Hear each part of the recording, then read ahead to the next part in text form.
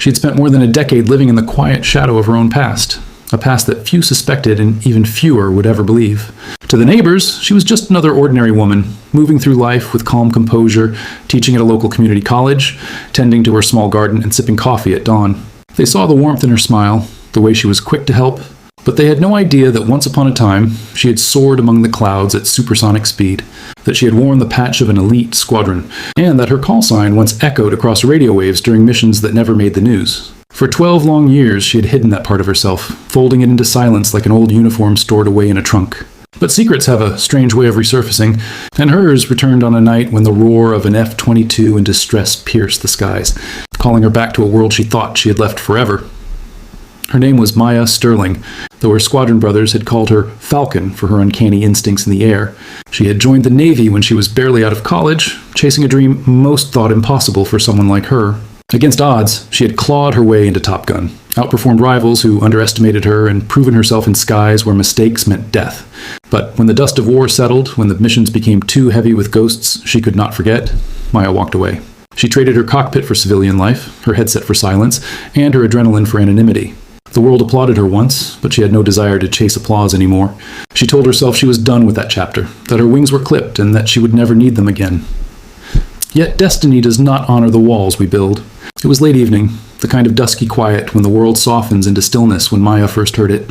The sound wasn't just the usual thunder of a jet passing overhead. It was jagged, uneven, desperate, the scream of turbines straining against failure. Her instincts, buried but not dead, recognized it instantly. An F-22, one of the Air Force's crown jewels, was in trouble, losing altitude, sending out a distress signal that only someone fluent in that world could truly interpret. She could almost hear the encrypted SOS woven into the static. Without thinking, her heart snapped back into old rhythms. She raced outside, eyes scanning the horizon, and for the first time in 12 years, the Falcon inside her stirred. The pilot was young. She would learn later his name was Ethan Cole, a rookie with talent but little experience in crisis. His aircraft had suffered a catastrophic systems failure mid-flight, leaving him blind in a storm front, his instruments scrambled, and his life hanging by a thread. The tower's guidance was weak, intermittent, unable to cut through the chaos. He was running out of time.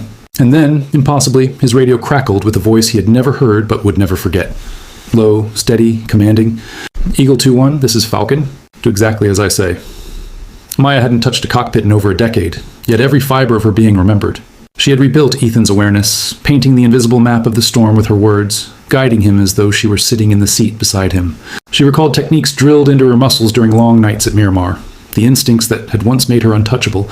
Step by step, command by command, she coaxed him out of panic and into focus, pulling him through the turbulence until, against every odd, his jet broke free of the storm clouds.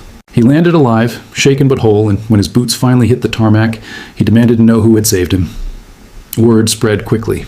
To Ethan, she was a legend who had appeared like a ghost when he needed her most. To the base officials, she was an enigma, her voice logged on military comms, yet absent from any current roster. Questions piled up. Who was Falcon? Why had she disappeared? And why did she sound like someone who once wore wings of her own? Maya, meanwhile, tried to retreat back into her anonymity. But secrets, once reawakened, rarely allow themselves to be buried again. The Air Force tracked her down. They came with both gratitude and questions, and with them came memories Maya had spent years trying to silence. She had her reasons for leaving, the kind no official report could ever fully capture. The missions that demanded her best but cost her friends their lives. Impossible choices in combat zones that left her awake at night, staring at ceilings in the dark. She had walked away to survive, not because she was weak, but because she knew staying would destroy her. Yet now, face to face with young pilots who looked at her like a savior, she felt that tug, the weight of responsibility pressing against the life she had built. Ethan was relentless. He sought her out, not as an officer, but as a student. He wanted to learn, to know how she had known what to do, how she had guided him with such clarity when the storm was swallowing him whole. She resisted at first, but the spark in his eyes reminded her of herself once upon a time, standing on the tarmac, hungry for the skies, believing that flying wasn't just a job, but a calling.